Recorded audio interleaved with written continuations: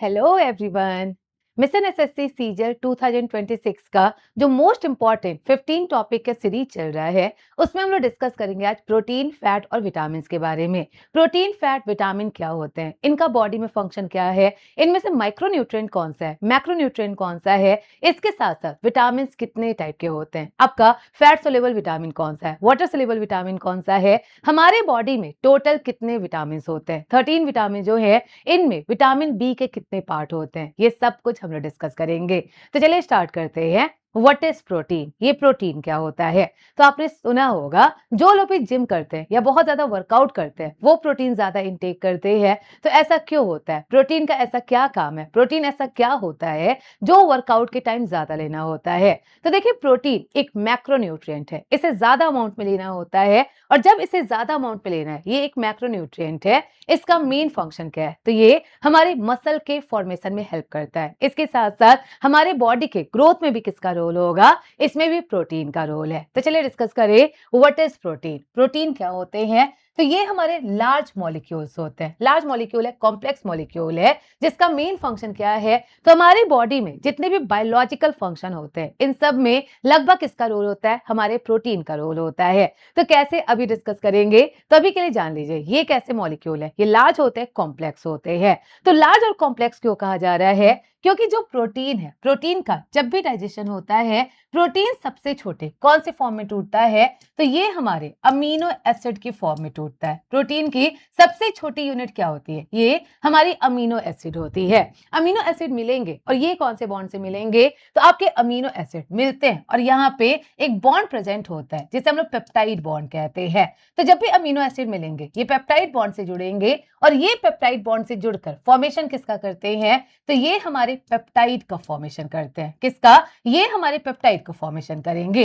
जब ये पेप्टाइड आपका जुड़ता है, ये जुड़कर किसका फॉर्मेशन करेगा, तो ये आपके पॉलीपेप्टाइड का फॉर्मेशन करता है। तो पेप्टाइड का पॉलीमर होगा और ये किसका फॉर्मेशन करेगा, पॉलीपेप्टाइड का। और पॉलीपेप्टाइड को ही और हम लोग किस नाम से जानते हैं, इसी को प्रोटीन नाम से जानते हैं। तो क्या लग रहा है, जो प्रोटीन है ये आप लोग का सिंपल मॉलिक्यूल होता है, no, it's a polymer of amino acid. ये अमीनो एसिड का पॉलीमर है। अमीनो एसिड जुड़ेगा पेप्टाइड बनाएगा, पेप्टाइड जुड़ेगा पॉलीपेप्टाइड बनाएगा, इसी को हम लोग प्रोटीन कहते हैं। तो क्या प्रोटीन एक लार्ज मॉलिक्यूल होगा, जी बिल्कुल, ये लार्ज होता है, कॉम्प्लेक्स मॉलिक्यूल होता है। और ये हमारे बॉडी में जितने भी फंक्शन होते हैं, जितने भी प्रोसेस होते हैं, इन सब में इसका मेन रोल होता है।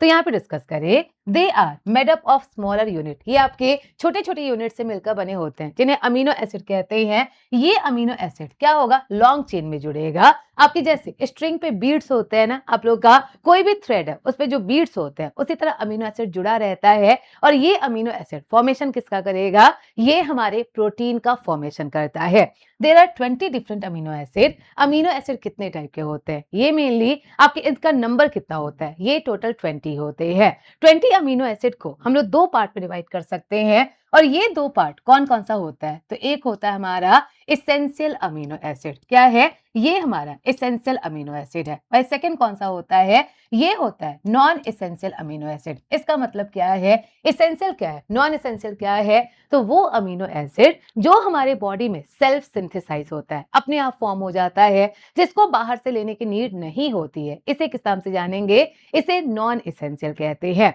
तो कुछ अमीनो एसिड ऐसे हैं जो हमारे बॉडी में अपने आप फॉर्म हो जाते हैं, इनको बाहर से लेने की जरूरत नहीं होती है, ये नॉन एसेंशियल होंगे। और नॉन एसेंशियल टोटल कितने होते हैं, तो ये हमारे टोटल 11 अमीनो एसिड होते हैं। तो 11 हमारे बॉडी में सेल्फ सिंथेसाइज होगा, ये नॉन एसेंशियल हो जाएगा। वाइल 9 ऐसे अमीनो एसिड है जो हमारे बॉडी में सेल्फ सिंथेसाइज नहीं होते, इन्हें बाहर से खाना होता है, इन्हें डाइट से लेना होता है। तो ये क्या हो जाएगा, ये हमारा एसेंशियल अमीनो एसिड हो जाएगा। तो टोटल 20 अमीनो एसिड है जिनमें 11 नॉन एसेंशियल है। 11 में से भी 3 आपका क्या होता है, ये भी कंडीशनल और नॉन कंडीशनल होता है। तो इन सिंपल 11 नॉन एसेंशियल है, 9 हमारा एसेंशियल हो जाएगा। तो यहाँ पे देखिए 20 डिफरेंट अमीनो एसिड होते हैं जो एक साथ मिलते हैं और एक साथ मिलकर फॉर्मेशन किसका करेंगे, ये हमारे प्रोटीन का फॉर्मेशन करेंगे। तो जो भी प्रोटीन है उसमें अमीनो एसिड का सीक्वेंस कैसे है, कौन सा अमीनो एसिड पहले है, कौन सा अमीनो एसिड बाद में है, इसके बेसिस पे अलग अलग प्रोटीन होते हैं। तो जो भी प्रोटीन होंगे, प्रोटीन में डिफरेंस किसके वजह से आता है, तो अमीनो एसिड जुड़े कैसे हैं, ये कौन से सीक्वेंस में प्रेजेंट है, इसी के अकॉर्डिंग हमारा अलग अलग टाइप का प्रोटीन होता है। तो यहाँ से दो तीन क्वेश्चन बना। क्या क्या क्वेश्चन बना? सबसे पहला, what is the smallest unit of protein? Protein की सबसे छोटी यूनिट क्या होती है? यू ऑल नो दैट ये हमारा अमीनो एसिड है। नेक्स्ट पूछा जाए, अमीनो एसिड जब कंबाइन होकर प्रोटीन का फॉर्मेशन करते हैं, इनमें कौन सा बॉन्ड प्रेजेंट होता है? इनमें पेप्टाइड बॉन्ड प्रेजेंट होता है। नेक्स्ट आपसे पूछा जाए, how many non essential amino acid are? जो नॉन एसेंशियल अमीनो एसिड है ये कितने होते हैं? ये टोटल 11 होते हैं, बिकॉज ये हमारे बॉडी में सेल्फ सिंथेसाइज हो जाते हैं। तो अब डिस्कस करें, is there any role of protein? क्या हमारे बॉडी में प्रोटीन का कोई रोल होता है? तो आपको पता है प्रोटीन लार्जर अमाउंट में लेना होता है, और कितना लेना होता है? तो अगर एक एडल्ट की बात करें तो पर किलोग्राम वेट के लिए उसे 0.8 ग्राम प्रोटीन लेना होता है। कितना प्रोटीन लेना है पर किलो वेट के लिए? 0.8 ग्राम प्रोटीन। जैसे मान ले अगर कोई 50 केजी का है, 50 केजी के लिए उसे कितना प्रोटीन चाहिए होगा? तो हर 1 किलो के लिए 0.8 ग्राम, 50 इंटू 0.8 कितना हो जाएगा? 40 ग्राम हो जाएगा। सेम ऐसे अगर कोई 60 केजी का है, उसे पर डे 48 ग्राम प्रोटीन लेना होगा। कोई 70 केजी का है, उसे पर डे कितना लेना होगा? आप लोग का 56 ग्राम प्रोटीन उसे लेना होगा। तो आपको पता चला जो भी एडल्ट होते हैं, अडल्ट के लिए प्रोटीन की रिक्वायरमेंट कितनी होती है? तो ये 0.8 ग्राम पर KG of their body weight. उनका बॉडी वेट जितना भी है उसका 0.8 ग्राम पर केजी के लिए जरूरी है। तो आप देखिए जब ये ग्राम में लेना हो रहा है, 40 ग्राम, 50 ग्राम, 60 ग्राम, जब ये ग्राम में लेना हो रहा है, क्या ये मैक्रो होगा? जी बिल्कुल, ये हमारा मैक्रो न्यूट्रिएंट होता है। तो what is the role of protein in our body? हमारे बॉडी में प्रोटीन का रोल क्या है? तो सबसे पहला रोल, क्या हमने आपको पढ़ाया था, एक हार्मोन होता है ग्रोथ हार्मोन। पिट्यूटरी ग्लैंड से एक हार्मोन बनता है ग्रोथ हार्मोन, जो हमने बताया था it is a protein hormone. ये एक प्रोटीन हार्मोन है। अगर हम लोग प्रोटीन नहीं खाएंगे, हमारा ग्रोथ हार्मोन नहीं बनेगा। ग्रोथ हार्मोन नहीं बना, हमारा हाइट डेवलप नहीं होगा, हमारी बॉडी डेवलप नहीं होगी, ग्रोथ और डेवलपमेंट नहीं हो पाएगा। तो इसका पहला फंक्शन क्या हुआ? तो हम लोग कह सकते हैं it helps in the structure and support. ये क्या करता है? ये हमें स्ट्रक्चर प्रोवाइड करता है और ये हमारे बॉडी को सपोर्ट प्रोवाइड करता है। तो जो भी बॉडी का ग्रोथ होगा, बॉडी का जो भी स्ट्रक्चर होता है, सपोर्ट होता है, ये सब किसके वजह से होगा? ये सब प्रोटीन की वजह से होगा। तो देखिए, some protein provide physical support and shape to cell and tissues, giving them strength and rigidity। कुछ ऐसे प्रोटीन होते हैं जो हमारे सेल और टिश्यू को शेप प्रोवाइड करते हैं, रिजिडिटी प्रोवाइड करते हैं। जो ग्रोथ हार्मोन है ये प्रोटीन से मिलकर बना हुआ है। तो आपके प्रोटीन का सबसे पहला फंक्शन क्या हो जाएगा? ये हमारे बॉडी के ग्रोथ एंड डेवलपमेंट में रोल प्ले करता है। क्या करेगा? ये हमारे बॉडी के ग्रोथ एंड डेवलपमेंट में रोल प्ले करता है। अब नेक्स्ट देखिए, प्रोटीन का अगला फंक्शन क्या है? तो ये हमारे बॉडी को सपोर्ट प्रोवाइड करता है, ये हमारे बॉडी को स्ट्रक्चर प्रोवाइड करता है। इसका मतलब कुछ ऐसे प्रोटीन होते हैं जो हमारे सेल को शेप प्रोवाइड करते हैं, जिसकी वजह से हमारी बॉडी को शेप मिलेगा। कुछ ऐसे प्रोटीन होते हैं जो हमारी बॉडी को रिजिडिटी प्रोवाइड करते हैं, जिसकी वजह से हमारी पूरी बॉडी को स्ट्रक्चर मिलता है। तो यहाँ पे देखा जाए, some protein provide physical support. कुछ ऐसे प्रोटीन होते हैं जो हमारी बॉडी को फिजिकल सपोर्ट प्रोवाइड करते हैं। इसके साथ साथ ये सेल को शेप प्रोवाइड करते हैं, टिश्यू को शेप प्रोवाइड करते हैं, जो हमें स्ट्रेंथ प्रोवाइड करेगा, और ये रिजिडिटी प्रोवाइड करता है। तो एग्जाम्पल कौन कौन से एग्जाम्पल है? तो have you ever heard of collagen protein? Collagen protein क्या होता है? तो ये हमारे स्किन को स्ट्रक्चर प्रोवाइड करता है, ये हमारे बोन्स को स्ट्रक्चर प्रोवाइड करता है। इसके साथ साथ जो टेंडॉन्स होते हैं, अब टेंडॉन्स क्या है? मसल और बोन जिससे कनेक्टेड होगा, इसे टेंडॉन्स कहते हैं। टेंडॉन्स को भी स्ट्रक्चर कौन प्रोवाइड करता है? कोलेजन। और जो लिगामेंट्स होते हैं, लिगामेंट्स क्या है? बोन को बोन से जोड़ने वाला ये लिगामेंट होता है, इसे भी स्ट्रक्चर कौन प्रोवाइड करेगा? ये आपका कोलेजन प्रोटीन करेगा। तो what is the role of collagen? Collagen protein का काम क्या है? ये हमारे स्किन का फॉर्मेशन करेगा, बोन्स को स्ट्रक्चर प्रोवाइड करेगा, टेंडॉन्स और लिगामेंट जो कनेक्टिव टिश्यू होते हैं, जो बोन को मसल और बोन को बोन से कनेक्ट करते हैं, इन्हें भी स्ट्रक्चर कौन प्रोवाइड करता है? आपका कोलेजन प्रोटीन करता है। नेक्स्ट प्रोटीन कौन सा है? तो have you ever heard of keratin protein? Keratin क्या होता है? तो एक ऐसा प्रोटीन जो हमारे डेड सेल का फॉर्मेशन करता है, जैसे हमारे स्किन और हेयर का फॉर्मेशन करेगा। ये प्रोटीन कौन सा है? ये केराटिन प्रोटीन है। तो केराटिन प्रोटीन क्या करता है? ये नेल्स को रिजिडिटी प्रोवाइड करता है। इसी के साथ साथ नेल्स का जो वाटर रिपल्सन होता है, वाटर रिपल्सन का मतलब जैसे हमारे नेल्स पे पानी गिरता है वो एब्जॉर्ब नहीं होता, वो वहां से बाहर निकल जाता है। ये भी किसकी वजह से होगा? ये आपके केराटिन की वजह से होगा। तो पहला फंक्शन प्रोटीन का हुआ growth and development. Second function क्या हुआ? तो ये हमारे बॉडी को सपोर्ट प्रोवाइड करता है, स्ट्रक्चर प्रोवाइड करता है, और इसके साथ साथ ये हमारे बॉडी को रिजिडिटी भी प्रोवाइड करता है। अब नेक्स्ट देखिए इसका फंक्शन क्या है। तो क्या ये हमारे एंजाइम फॉर्मेशन में रोल प्ले करेगा। तो व्हाट इज एंजाइम, एंजाइम क्या होते हैं, they are biological catalyst. Biological catalyst का मतलब हमारी बॉडी में जो भी केमिकल रिएक्शन होते हैं उनको फास्टन करने का काम किसका होता है, उसके रेट ऑफ रिएक्शन को इंक्रीज कौन करता है, ये हमारे एंजाइम करते हैं। एंजाइम कभी भी रिएक्शन में इन्वॉल्व नहीं होते, बिना रिएक्शन में इन्वॉल्व हुए ये रेट ऑफ रिएक्शन को इंक्रीज करते हैं, इसीलिए इन्हें हम लोग बायोलॉजिकल कैटलिस्ट कहते हैं। एंजाइम का मेन फंक्शन, तो जो भी डाइजेशन होता है, डाइजेशन में जो एंजाइम है, जैसे आपका अमाइलेज हो गया, ट्रिप्सिन हो गया, काइमोट्रिप्सिन हो गया, आपका पेप्टाइडेज हो गया, मार्टेज, सुक्रेज, ये सारे एंजाइम है, ये हमारे डाइजेशन में रोल प्ले करते हैं। इसके साथ साथ हमारे बॉडी में कई सारे प्रोसेस होते हैं जिनमें किसका रोल है, जिसमें हमारे एंजाइम का रोल होता है। तो एंजाइम का मेन फंक्शन क्या हुआ, ये जो भी हमारे बॉडी में केमिकल रिएक्शन हो रहे हैं उसको स्पीड अप करता है, उसको इंक्रीज करने का काम करता है। और एंजाइम किससे मिलकर बने होते हैं, ये भी प्रोटीन से मिलकर बने होते हैं।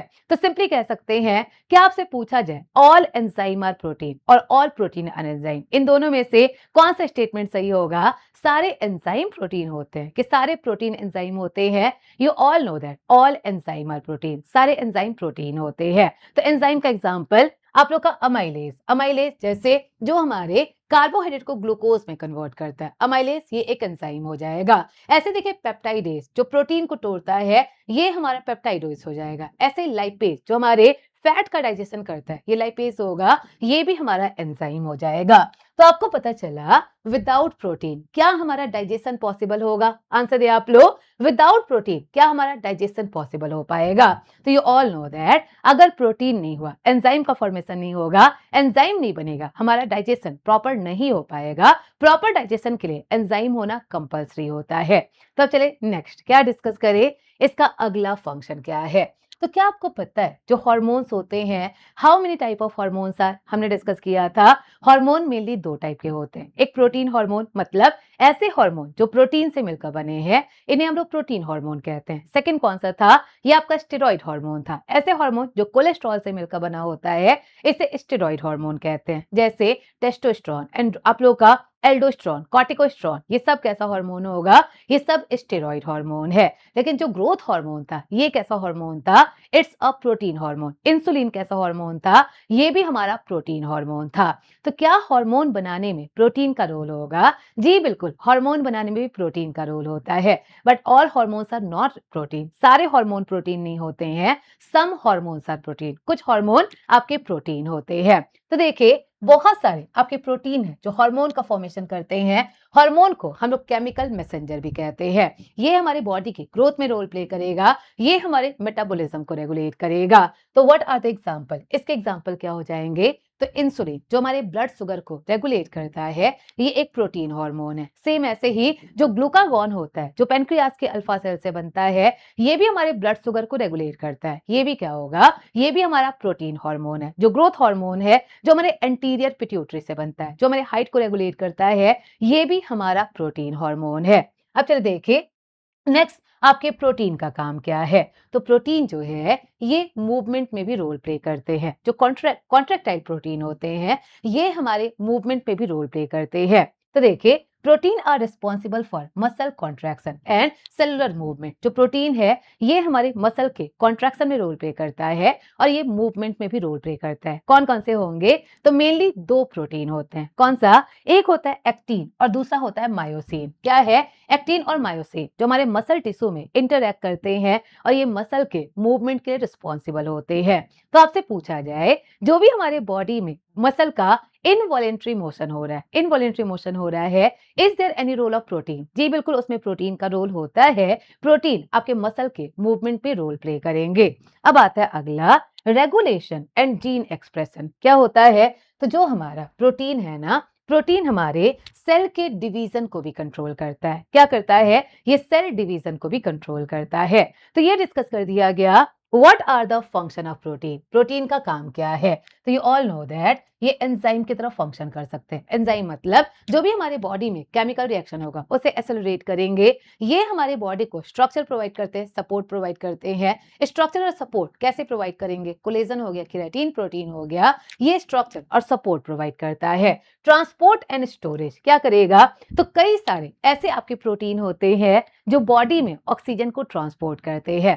तो have you ever heard of haemoglobin? Haemoglobin क्या है? ये एक आयरन कंटेनिंग प्रोटीन होता है। अगर हमारे बॉडी में हेमोग्लोबिन नहीं होगा, क्या पूरी बॉडी में ऑक्सीजन कैरी हो पाएगा? नहीं हो पाएगा। 97% ऑक्सीजन हमारी पूरी बॉडी में किसके थ्रू जाता है? ये हेमोग्लोबिन के थ्रू जाता है। तो इसका अगला फंक्शन क्या हुआ? ये ट्रांसपोर्टेशन में रोल प्ले करता है। पूरी बॉडी में जो गैसेस का एक्सचेंज होगा उसमें भी किसका रोल होगा? उसमें भी हमारे प्रोटीन का रोल है। अब नेक्स्ट देखिए, क्या ये डिफेंस और इम्यूनिटी में रोल प्ले करता है?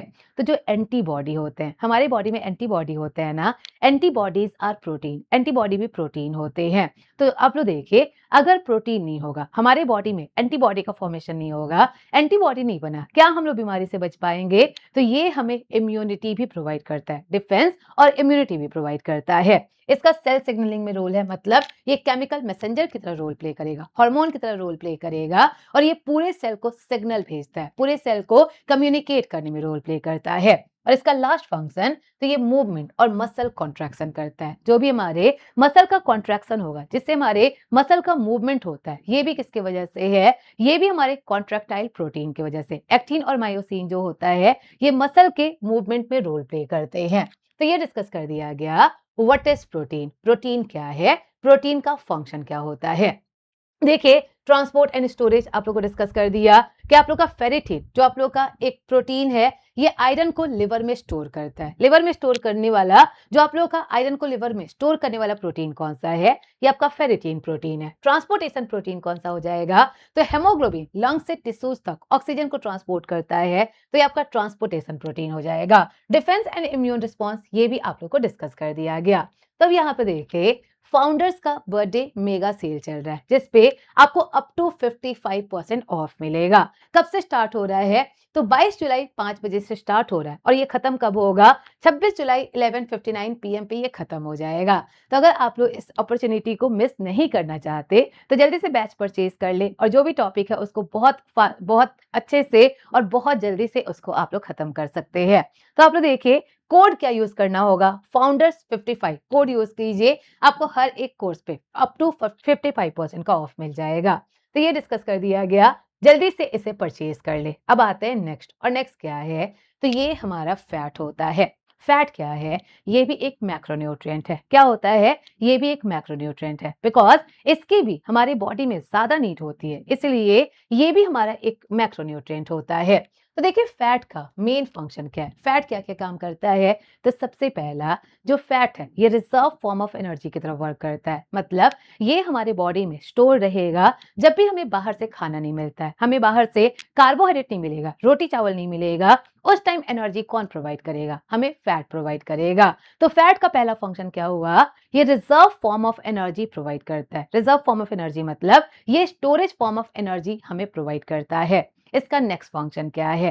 तो आप लोग देखिए, जो फैट्स है ना, फैट्स इंपॉर्टेंट किसके लिए होता है? तो जो हमारे विटामिन होते हैं, विटामिन कितने टाइप के हैं? They are of two type. एक होता है वाटर सोल्यूबल, ऐसे विटामिन जो वाटर में सोल्यूबलाइज होकर अपना फंक्शन करते हैं, इन्हें वाटर सोल्यूबल कहते हैं। जो विटामिन बी और सी है, ये होता है वाटर सोल्यूबल। लेकिन 4 ऐसे विटामिन है जो फैट में सोल्यूबलाइज होकर अपना फंक्शन करते हैं। कौन कौन सा? ए, डी, ई के, ये 4 विटामिन है जो फैट सोल्यूबल है। ये कोलेस्ट्रॉल में सोल्यूबलाइज होता है और ये अपना फंक्शन करता है। तो आप लोग खुद सोचिए, अगर हमारा फैट ना हो, अगर हमारी बॉडी में कोलेस्ट्रॉल ना हो, क्या ये विटामिन अपना फंक्शन कर पाएंगे? विटामिन अपना फंक्शन नहीं कर पाएंगे। नेक्स्ट देखिए, फैट का और काम क्या है? तो जो फैट है ये स्किन के नीचे एक टिश्यू होता है, जिसे हम लोग एडिपोज टिश्यू कहते हैं। एडिपोज टिश्यू एक कनेक्टिव टिश्यू है, इसी में हमारा फैट स्टोर होता है। एडिपोज टिश्यू का काम क्या है?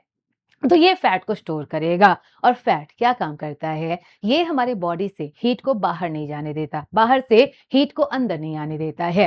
तो क्या ये एक इंसुलेटर की तरह वर्क कर रहा है? जी बिल्कुल, ये बॉडी टेम्परेचर को मेंटेन करता है और मेंटेन करके ये इंसुलेटर की तरह वर्क करता है। तो फैट का अगला फंक्शन क्या हुआ, ये बॉडी टेम्परेचर को रेगुलेट करेगा, ये एक इंसुलेटर की तरह वर्क करता है। फैट का अगला काम, ये हमारे मसल फॉर्मेशन में भी रोल प्ले करता है। तो देखिए, व्हाट इज फैट, फैट क्या है? तो ये भी हमारे हेल्थफुल डाइट का एक एसेंशियल पार्ट होता है। जो फैट है ये किसके लिए इंपॉर्टेंट है? तो ये एनर्जी, ये storage form of energy provide करता है। एब्जॉर्प्शन ऑफ सर्टेन विटामिन, कुछ विटामिन होते हैं जैसे विटामिन ए डी ई के, इनके लिए किसकी जरूरत होगी? इनके एब्जॉर्प्शन के लिए फैट की जरूरत होती है। हमारा स्किन हो गया, हेयर हो गया, और जो जॉइंट हेल्थ होता है इसके लिए भी किसकी जरूरत है? इसके लिए भी हमारे फैट की जरूरत होती है। तो यहाँ पे लिखा गया है fat is important for nervous system, is it so? क्या ऐसा होता है? जी बिल्कुल। You also know that brain is the fattiest organ of our body. जो ब्रेन होता है ये हमारे पूरी बॉडी का फैटीएस्ट ऑर्गन होता है। ब्रेन का 65% आपके फैट से मिलकर बना हुआ है। तो आप लोग को लग रहा होगा ना ये कैसा फैक्ट है? जी बिल्कुल, बिल्कुल सही फैक्ट है। ब्रेन हमारे पूरी बॉडी का फैटीएस्ट ऑर्गन होता है, 65% फैट से मिलकर बना है। तो आप लोग खुद सोचे, अगर आप लोग फैट, जो आप लोग का गुड फैट है, उसका इन्वॉल्वमेंट डाइट में नहीं करेंगे, क्या हमारा नर्वस सिस्टम प्रॉपर वर्क कर पाएगा? नर्वस सिस्टम भी प्रॉपर वर्क नहीं कर पाएगा। तो ब्रेन को प्रॉपर वर्किंग के लिए फैट की जरूरत होती है, उसके लिए लिपिड की जरूरत होती है। तो ये डिस्कस कर दिया गया व्हाट इज फैट, फैट क्या है। तो देखिए, जो फैट होता है ना, फैट आपका मोस्ट कैलोरीजेनिक होता है। मोस्ट कैलोरीजेनिक का मतलब, अगर हम लोग 1 ग्राम कार्बोहाइड्रेट ले रहे हैं, 1 ग्राम कार्बोहाइड्रेट से हमें अप्रॉक्स 4 कैलोरी एनर्जी मिलती है। कितनी मिलती है? इससे अप्रॉक्स 4 कैलोरी एनर्जी मिलती है। 1 ग्राम प्रोटीन ले रहे हैं, इससे भी अप्रॉक्स कितना मिलेगा? इससे भी अप्रॉक्स 4 कैलोरी एनर्जी मिलती है। पर अगर हम लोग 1 ग्राम फैट ले रहे हैं, 1 ग्राम फैट से हमें 9 कैलोरी मिलती है। कितनी मिलती है? इससे हमें 9 कैलोरी मिलती है। इसका मतलब ये हमारा मोस्ट कैलोरीजेनिक है। मतलब 1 ग्राम खाने से इससे मैक्सिमम एनर्जी मिलेगी, तो ये मोस्ट कैलोरीजेनिक है। तो देखिए, फैट ये किससे किससे मिलकर बना होता है? तो फैट की जो सबसे छोटी यूनिट होती है, इसे हम लोग फैटी एसिड कहते हैं। फैटी एसिड कार्बन, हाइड्रोजन और ऑक्सीजन से मिलकर बनी होती है। तो जब भी पूछा जाए फैटी एसिड, इनमें कौन कौन से एलिमेंट प्रेजेंट है, तो इनमें कार्बन, हाइड्रोजन और ऑक्सीजन प्रेजेंट है। तो एक चीज मिस हो गया जिसके बारे में हम आपको बताना चाहते हैं।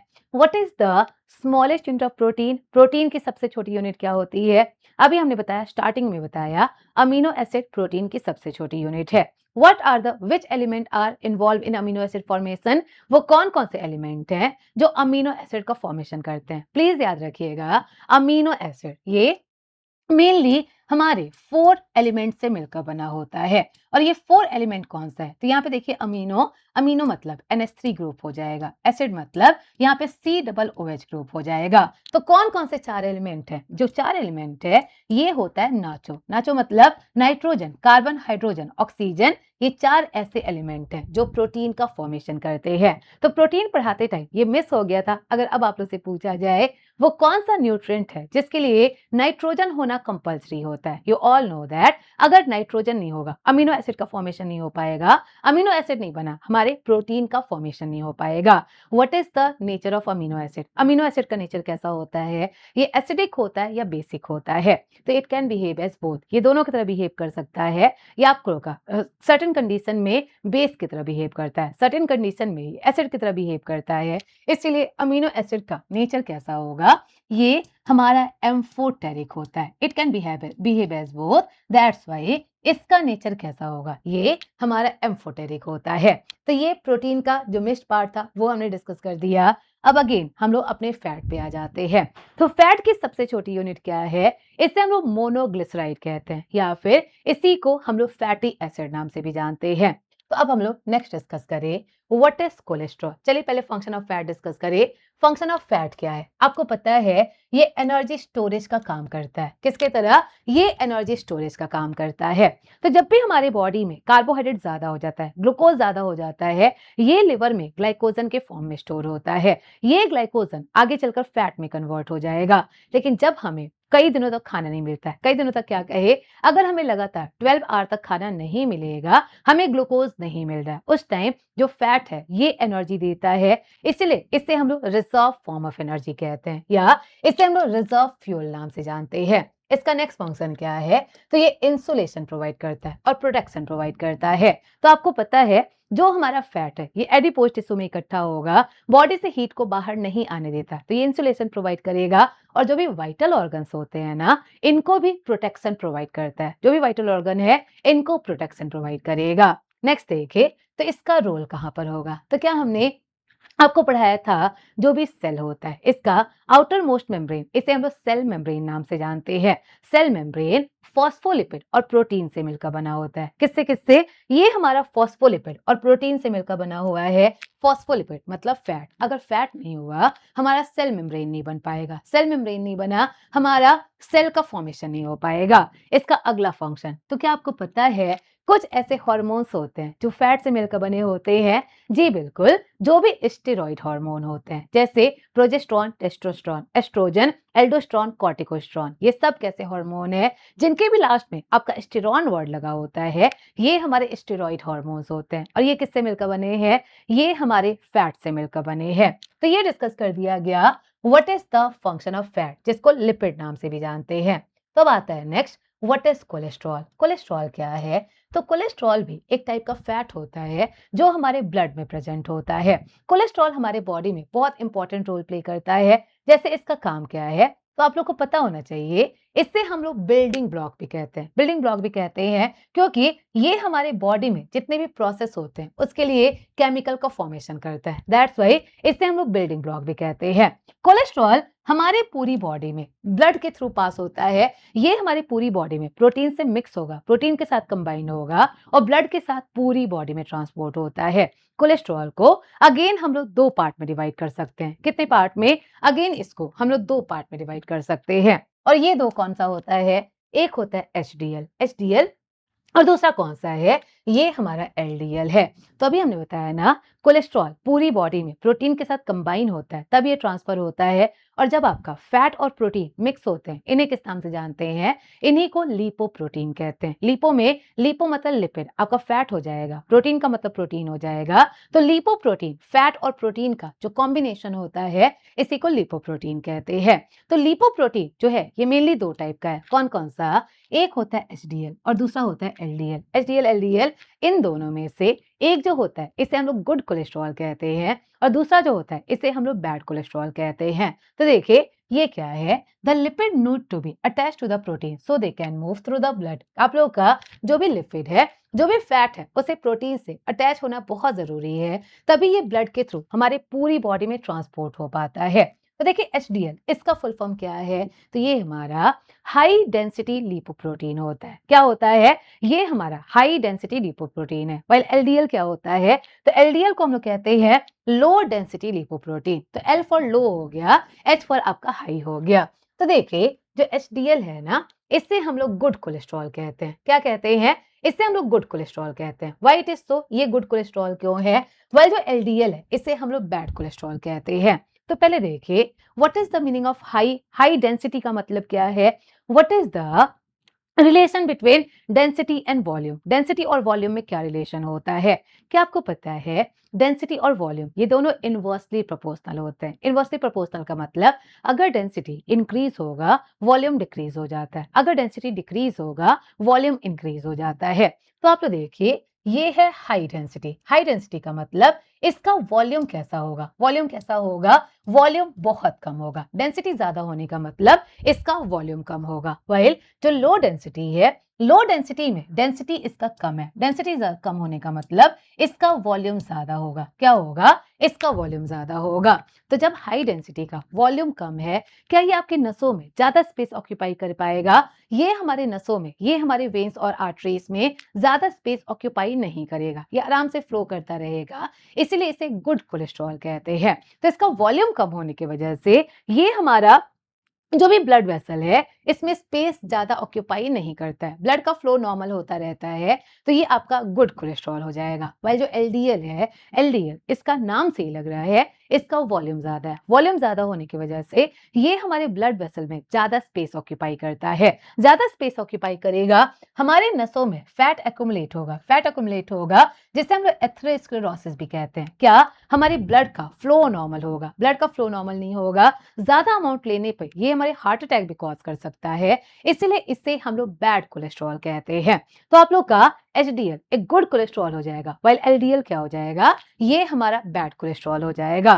तो देखिए एचडीएल पार्टिकल ये क्या होते हैं? ये स्मॉलर होते हैं, इनका जो साइज होता है वो छोटा होता है, डेंसर होते हैं, इनमें प्रोटीन बहुत ज्यादा होता है। क्या होता है? इनमें प्रोटीन बहुत ज्यादा होता है। एचडीएल का फंक्शन क्या है? तो जो भी हमारे टिश्यूज में और आर्टरीज में जो एक्सेस कोलेस्ट्रॉल होता है इसे ये एक्यूमुलेट करते हैं, और एक्यूमुलेट करके ये वापस किसे कर देंगे? ये वापस लिवर को पहुंचा देते हैं। तो हमारे ब्लड वेसल में जो भी एक्सेस कोलेस्ट्रॉल होगा उस कोलेस्ट्रॉल को वापस ये कहां तक भेज देंगे? लिवर तक भेज देंगे। तो क्या कहीं ये आपके ब्लड वेसल को क्लियर करने में हेल्प कर रहे हैं? जी बिल्कुल, एक्स्ट्रा फैट को निकालकर ये ब्लड वेसल को क्लियर कर रहे हैं, तो ये हमारा गुड कोलेस्ट्रॉल होता है। वाइल जो लो डेंसिटी है, लो डेंसिटी आप लोग को पता है इसका जो पार्टिकल होते हैं बड़े बड़े होते हैं, पार्टिकल बड़े बड़े होते हैं, और ये एलडीएल जो है ये आर्टरीज में फिक्स हो जाता है, डिपॉजिट हो जाता है।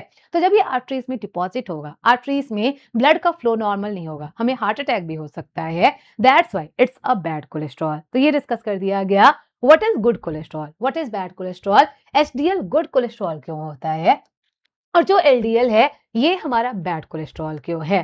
तो आप लोग यहाँ पे देख सकते हैं ना, सिंपली जो एचडीएल है, एक तो एचडीएल का साइज छोटा होता है, आप लोग को पता है, एक तो एचडीएल का साइज छोटा होता है और उसके साथ साथ ये एक्सेस कोलेस्ट्रॉल को वापस लिवर में भी भेज रहा है। और सेकंड क्या है? एलडीएल का साइज बड़ा होता है और वो एक्सेस कोलेस्ट्रॉल को लिवर में, सॉरी आपके आर्टरीज में एक्यूमुलेट करता है, इसलिए क्या हो गया? ये हमारा बैड कोलेस्ट्रॉल हो जाएगा।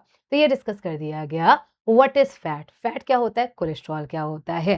तो अब डिस्कस करेंगे how many type of fatty acid are, या how many type of fats are, fat कितने टाइप के होते हैं। तो देखिए फैट को मेनली हम लोग 3 पार्ट में डिवाइड करेंगे। कौन कौन सा? Saturated fat, unsaturated fat and trans fat. 3 तरह का होता है, सैचुरेटेड, अनसैचुरेटेड एंड थर्ड कौन सा हो जाएगा? ये हमारा ट्रांस फैट है। तो देखिए सैचुरेटेड फैट किसे कहते हैं? तो जिनमें भी सिंगल बॉन्ड प्रेजेंट होता है, कार्बन और कार्बन के बीच जिनमें सिंगल बॉन्ड प्रेजेंट होगा, ये हमारे बॉडी में इजीली डाइजेस्ट नहीं होते हैं, ये क्या हो जाएगा? ये आपका सैचुरेटेड फैट है। अनसैचुरेटेड फैट क्या है? तो जिसमें कार्बन और कार्बन के बीच डबल बॉन्ड प्रेजेंट होता है, इसे हम लोग अनसैचुरेटेड फैट कहते हैं। ये हमारे बॉडी में इजीली डाइजेस्ट हो जाता है, तो ये क्या होगा? ये हमारा अनसैचुरेटेड फैट है। वाइल ट्रांस फैट क्या होता है? तो it is the worst type of fat, ये आपका मैन मेड फैट होता है, जो सबसे बुरा टाइप का फैट है। तो चलिए डिस्कस करें आप लोग का ट्रांस फैट। ट्रांस फैट क्या है? तो आपको पता है ये वर्स्ट टाइप ऑफ फैट होता है, वर्स्ट टाइप ऑफ फैट है, और इसका काम क्या है? तो आप लोग देख सकते हैं most trans fat is formed through an industrial process that adds hydrogen to vegetable oil which causes the oil to become solid at room temperature. Okay, क्या आप लोगों ने पहले देखा था कि वनस्पति घी पहले बहुत ज्यादा फेमस होता था, जो डालडा था, डालडा बहुत ज्यादा फेमस होता था। तो डालडा होता क्या था? जो भी वेजिटेबल ऑयल है, vegetable oil mainly unsaturated fat है, उसमें हाइड्रोजन को ऐड किया जाता था, मतलब इंडस्ट्री में हाइड्रोजनेशन किया जाता था, और जो भी अनसैचुरेटेड है उसे सैचुरेटेड में कन्वर्ट करते थे, और जैसे सैचुरेटेड में कन्वर्ट करते थे वो रूम टेम्परेचर पे सॉलिड हो जाता था। ये मेनली क्या था? ये आपका एक तरह का ट्रांस फैट था। तो ट्रांस फैट जो होता है ये मेनली आपका मैन मेड फैट होता है, इंडस्ट्रियल फैट होता है, जिसे इंडस्ट्री में बनाया जाता है। तो देखिए व्हाट आर द एग्जांपल। तो जो भी हम लोग बाहर की चीजें खाते हैं, जो भी हम लोग यूज ऑयल को बार बार यूज करते हैं, इन सब में हमारा ट्रांस फैट है। तो देखिए जो फ्रोजन पिज्जा होता है, रेफ्रिजरेटेड डो हो गया, आप लोग के बिस्किट हो गया, रोल हो गए, फ्राइड फूड हो गया, फ्रेंच फ्राइज हो गया, ये सब किसके एग्जाम्पल होंगे? ये सब हमारे ट्रांस फैट के एग्जाम्पल होंगे। अब आता है सैचुरेटेड फैट क्या होता है? तो आपको नाम से ही लग रहा है, जिसमें सी और सी के बीच सिंगल बॉन्ड प्रेजेंट होता है, इसे सैचुरेटेड फैट कहते हैं। सैचुरेटेड फैट रूम टेम्परेचर पे सॉलिड होता है, मतलब 25 डिग्री सेल्सियस पे अगर इसे रखा जाए ये सॉलिड होगा, ये हमारा सैचुरेटेड फैट है। सैचुरेटेड फैट मेनली आप लोग के एनिमल प्रोडक्ट से मिलता है, पर कुछ ऐसे प्लांट भी हैं जिनसे हमें सैचुरेटेड फैट मिल सकता है। तो क्या क्या एग्जांपल है? जो भी आपका एनिमल फूड होता है, जो भी मीट वगैरह है, ये सब किसका एग्जाम्पल होगा? ये सब आपका सैचुरेटेड फैट हो जाएगा। जो मिल्क होता है ना, मिल्क भी किसका एग्जाम्पल होगा? ये भी सैचुरेटेड है। तो मिल्क के ऊपर जो क्रीम होता है, मलाई होती है, ये सैचुरेटेड फैट है। इसी के साथ साथ जो आप लोग का देसी घी होता है, प्योर घी होता है, ये भी आप लोग का सैचुरेटेड फैट है। आप लोग बोलेंगे देसी घी कैसे सैचुरेटेड है? क्या अगर देसी घी को हम लोग 25 डिग्री सेल्सियस पर रखें, ये लिक्विड फॉर्म में होता है, no it's not in the form of liquid, ये सॉलिडिफाई हो जाता है, तो ये हमारा सैचुरेटेड फैट है। क्या कोई ऐसे प्लांट प्रोडक्ट है जिससे सैचुरेटेड फैट मिलता है? जी बिल्कुल, जो कोकोनट ऑयल होता है, पाम ऑयल होता है, इससे क्या मिलेगा? इससे हमारा सैचुरेटेड फैट मिलेगा। अब आता है नेक्स्ट अनसैचुरेटेड क्या है? तो जिसमें डबल बॉन्ड प्रेजेंट होता है, इसे अनसैचुरेटेड फैट कहते हैं। According to the number of double bond, जो अनसैचुरेटेड है ये भी दो टाइप का होता है। एक होता है मूफा का फुल फॉर्म क्या है? मोनो अनसैचुरेटेड फैटी एसिड, मतलब जिसमें सिर्फ एक डबल बॉन्ड प्रेजेंट होगा, इसे मूफा नाम से जानते हैं। वाइल जिनमें एक से ज्यादा आप लोग का डबल बॉन्ड प्रेजेंट होगा, इसे हम लोग पॉली अनसैचुरेटेड फैटी एसिड कहते हैं। तो मूफा का एग्जाम्पल क्या हुआ? जो ऑलिव ऑयल होता है, नट्स हो गया, आमंड्स हो गए, कैसी हो गए, जो मैकाडेमिया होता है, अवाकाडो, पीनट ऑयल, ये सब किसके एग्जाम्पल होंगे? ये होते हैं मूफा। और MUFA is the best type of fat. Please याद रखिएगा, जो मूफा होता है ये क्या होता है? ये हमारा बेस्ट टाइप ऑफ फैट होता है। नेक्स्ट है पूफा का फुल फॉर्म क्या है? Poly unsaturated fatty acid. इसमें एग्जांपल क्या हो गया? तो जो फिश होती है ना, फिश एक एनिमल प्रोडक्ट है, बट स्टिल इसमें आप लोग का अनसैचुरेटेड फैट होता है, ओमेगा 3 ओमेगा 6, ये आपका अनसैचुरेटेड है, और ये आपका पूफा होता है। आपका सनफ्लावर ऑयल हो गया, कॉर्न ऑयल हो गया, आप लोग का सोयाबीन ऑयल हो गया, इन सब में क्या प्रेजेंट होगा? सब में अनसैचुरेटेड होगा, लेकिन कैसा होगा? ये आपका पूफा टाइप का होगा। तो जो अनसैचुरेटेड है, ये रूम टेम्परेचर पे लिक्विड होते हैं। कैसे होते हैं? ये रूम टेम्परेचर पे लिक्विड होते हैं। मैक्सिमम प्लांट प्रोडक्ट है, लेकिन फिश भी इसमें आती है। फिश एक ऐसे आप लोग का एनिमल है जिसमें आप लोग का पूफा प्रेजेंट होता है। तो ये डिस्कस कर दिया गया व्हाट इज फैट क्या होता है। तो चलिए अब हम नेक्स्ट डिस्कस करें व्हाट इज विटामिन क्या है? तो vitamin are organic compound, vitamin organic compound होते हैं, ये कार्बन, हाइड्रोजन और ऑक्सीजन से मिलकर बने होते हैं। तो ये हमारे ऑर्गेनिक कंपाउंड कार्बन से मिलकर बने हुए हैं, इसलिए विटामिन एक ऑर्गेनिक कंपाउंड है। विटामिन जो है इनका नीड बहुत कम अमाउंट में होता है, दैट्स वाई ये माइक्रोन्यूट्रिएंट होते हैं। क्या होंगे? ये हमारे माइक्रोन्यूट्रिएंट है। Who discovered vitamin? Casimir Funk नाम के साइंटिस्ट थे जिन्होंने विटामिन को डिस्कवर किया था। विटामिन ये हमारे बॉडी में एनर्जी प्रोवाइड नहीं करते, प्लीज याद रखिएगा, ये कोई कैलोरी प्रोवाइड नहीं करते हैं, मतलब विटामिन में कोई कैलोरी नहीं होता है, पर ये मेटाबॉलिज्म को इनहांस करके ये हमें कैलोरी प्रोड्यूस करने में हेल्प कर सकते हैं। तो विटामिन खुद में कोई एनर्जी प्रोवाइड नहीं करेंगे, बट विटामिन मेटाबॉलिज्म को इनहांस करके या आप लोग के को एंजाइम की तरह फंक्शन करके एंजाइम को रेगुलेट करके ये आपके एनर्जी प्रोडक्शन में हेल्प कर सकते हैं। तो देखिए विटामिन ये कितने टाइप के होते हैं? विटामिन को हम लोग दो पार्ट में डिवाइड कर सकते हैं। 6 विटामिन होते हैं, कौन कौन सा? तो ये आपका विटामिन ए, डी, ई, के और बी, सी, ये 6 विटामिन होते हैं। 6 विटामिन को हम लोग दो पार्ट में डिवाइड करेंगे। पहला कौन सा होता है? ये हमारा वाटर सॉल्युबल नाम से क्या लग रहा है? वो विटामिन जो वाटर में डिसॉल्व होकर अपना फंक्शन करते हैं, इन्हें हम लोग वाटर सॉल्युबल कहते हैं। वाइल वो विटामिन जो फैट में सोल्यूबलाइज होकर अपना फंक्शन करेंगे, इसे हम लोग फैट सॉल्युबल कहते हैं। वाटर सॉल्युबल हमारे बॉडी में स्टोर्ड नहीं होते, जैसे हम लोग खाएंगे ये पानी के साथ मिक्स होगा, पानी के साथ मिक्स होकर यूरिन से बॉडी से बाहर निकल जाता है, तो ये हमारे बॉडी में स्टोर नहीं होते हैं। पर जो फैट सॉल्युबल हैं, ये बॉडी में स्टोर होते हैं, ये हमारे लिवर में स्टोर हो सकते हैं, तो ये हमारे बॉडी में स्टोर होते हैं। तो कौन कौन से विटामिन है जो वाटर सॉल्युबल होता है? विटामिन बी और विटामिन सी, ये वाटर सॉल्युबल है। वेल आप लोग का चार विटामिन है जो ए डी ई के, ये चार विटामिन, ये कैसा होता है, ये हमारा फैट सोल्यूबल है। तो टोटल हमारी बॉडी में कितने विटामिन है, आप बोलेंगे 8 विटामिन, सॉरी 6 विटामिन है, बट 6 नहीं होते हैं। टोटल हमारी बॉडी में 13 विटामिन होते हैं। तो 13 विटामिन कैसे हैं? क्या vitamin B it's a single vitamin? No, vitamin B is not a single vitamin. ये आप लोग का कॉम्प्लेक्स होता है, कई सारे विटामिन का मिक्सचर होता है, जिसे हम लोग विटामिन बी कॉम्प्लेक्स कहते हैं। विटामिन बी कॉम्प्लेक्स कहाँ से कहाँ तक होगा? तो ये हमारे B1 से B12 तक होता है। कहाँ से कहाँ तक होगा? ये हमारे B1 से B12 तक होता है, जिसमें 4 विटामिन नहीं होते हैं। B4, B8, B10 और 11, ये 4 विटामिन नहीं होते हैं। तो आप लोग के 4 विटामिन नहीं है, 4 नहीं होगा, 8 नहीं होगा, 10 और 11 नहीं होगा। इसका मतलब बी कॉम्प्लेक्स टोटल 8 होता है। तो यहाँ से वाटर सोल्यूबल कितना हो गया? 9 हो गया। आप लोग का फैट सोल्यूबल कितना हो गया? 4 हो गया। मतलब टोटल जो विटामिन है ये आपके 13 विटामिन होते हैं। कितने होते हैं? ये टोटल 13 विटामिन होते हैं। तो आपसे पूछा जाए how many vitamin are required in our body to accomplish its function, हमारी बॉडी में टोटल कितने विटामिन होते हैं? You all know that there are 13 vitamin, total 13 vitamin होते हैं। और ये 13 विटामिन में 9 वाटर सोल्यूबल होता है, जो बॉडी में स्टोर नहीं होता है, हमें डेली उसको लेना होता है। वाइल आप लोग का 4 क्या होगा? ये हमारे फैट सोल्यूबल है। तो what are the main function of vitamin? Vitamin का मेन फंक्शन क्या है? तो हम लोग कह सकते हैं ये हमें एनर्जी प्रोवाइड करता है, एनर्जी प्रोडक्शन में रोल प्ले करता है।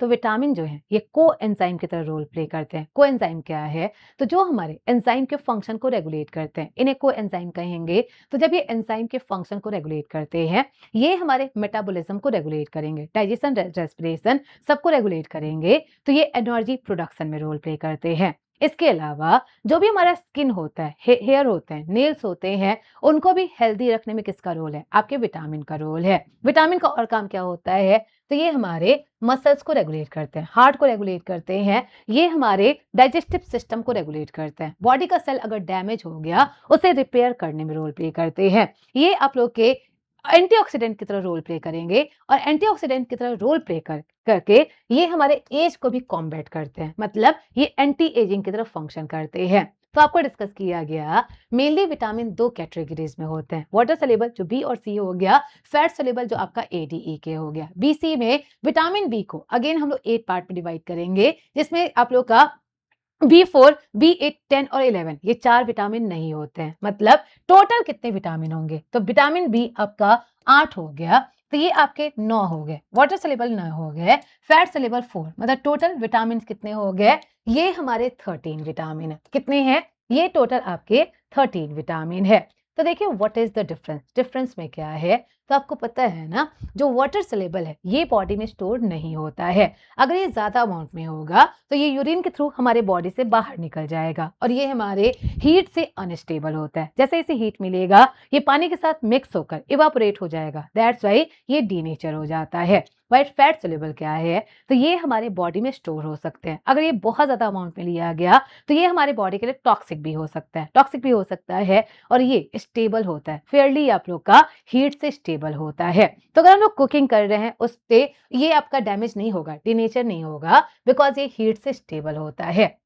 तो अब चले डिस्कस करें विटामिन ए। विटामिन ए ये कैसा है? ये हमारा एक फैट सोल्यूबल विटामिन है, जिसको केमिकली हम लोग रेटिनॉल कहते हैं, या फिर इसी को बीटा कैरोटीन भी कहते हैं। तो देखिए what is the function of vitamin A. Vitamin A का मेन काम क्या है? तो ये बहुत सारे फंक्शन करता है। पहला फंक्शन, ये आरबीसी के फॉर्मेशन में रोल प्ले करेगा, ये डब्ल्यूबीसी के फॉर्मेशन में रोल प्ले करेगा।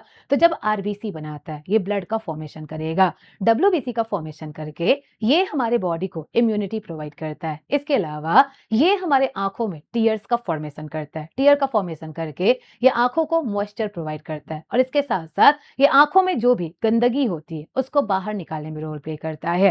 और लास्ट फंक्शन क्या है? तो ये हमें डिम लाइट में दिखाने में हेल्प करता है। जो भी हम लोग अंधेरे में देखते हैं ये किसकी वजह से होता है? ये हमारे विटामिन ए की वजह से होता है। तो अब बताइए इस आप लोग का विटामिन ए का सोर्स क्या हो सकता है? तो विटामिन ए का अगर हम लोग एनिमल सोर्स की बात करें, एनिमल सोर्स से डायरेक्टली हमें विटामिन ए मिलता है। और एनिमल सोर्स क्या हो सकता है? जो भी डेयरी प्रोडक्ट होता है, एग योक होता है, आपका कॉड लिवर ऑयल होता है, ये एनिमल प्रोडक्ट है, इससे डायरेक्टली हमें क्या मिलेगा, रेटिनॉल मिलेगा। लेकिन जो आपके प्लांट प्रोडक्ट होते हैं, प्लांट प्रोडक्ट से डायरेक्टली हमें रेटिनॉल नहीं मिलता है, यहाँ से हमें बीटा कैरोटीन मिलता है। बीटा कैरोटीन एक पिगमेंट है, ये जाकर हमारे बॉडी में विटामिन ए का फॉर्मेशन करता है। तो आपसे पूछा जाए वो कौन सा पिगमेंट है जो विटामिन ए का प्रिकर्सर होता है, यू ऑल नो दैट जो कैरोटीन है, जो बीटा कैरोटीन है, ये आपके विटामिन ए का प्रिकर्सर होता है। मेनली ये प्लांट में प्रेजेंट होगा, जैसे हम लोग खाएंगे हमारे बॉडी में बीटा कैरोटीन जाएगा और ये विटामिन ए का फॉर्मेशन करेगा। तो देखिए इसके सोर्सेस क्या क्या हो सकते हैं आपके बीटा कैरोटीन के सोर्सेस। तो जो भी आपका ऑरेंज येलो वेजिटेबल होता है, ये आपका सोर्स होगा किसका, विटामिन ए का। जैसे पंपकिन हो गया, कैरेट हो गया, आप लोग का पपाया हो गया, ये सब विटामिन ए का सोर्स है। इसके अलावा जो भी डार्क ग्रीन लिफी वेजिटेबल्स है, ब्रोकली हो गया, आप लोग के deep orange fruits and vegetable, ये सब किसके सोर्स होते हैं, ये सब हमारे विटामिन ए के सोर्सेस होते हैं। तो अगर विटामिन ए कम हो जाए, यहां से हमें कौन सी डिसीज हो सकती है, बताइए आप लोग। अगर विटामिन ए कम हो जाए, यहां से कौन सी डिसीज हो सकती है, तो विटामिन ए कम होगा, हमारे बॉडी में आरबीसी कम हो जाएगा, ब्लड कम हो जाएगा, हमें एनीमिया हो सकता है। क्या हो सकता है, अगर हमारा विटामिन ए कम हो जाए, इससे हमें एनीमिया हो सकता है। विटामिन ए कम होगा, हमारा डब्ल्यूबीसी कम होगा, डब्ल्यूबीसी कम हुआ तो हमारी इम्यूनिटी कम हो सकती है। क्या हो सकती है, इम्यूनिटी कम हो सकती है, हमें बार बार बीमारी हो सकती है।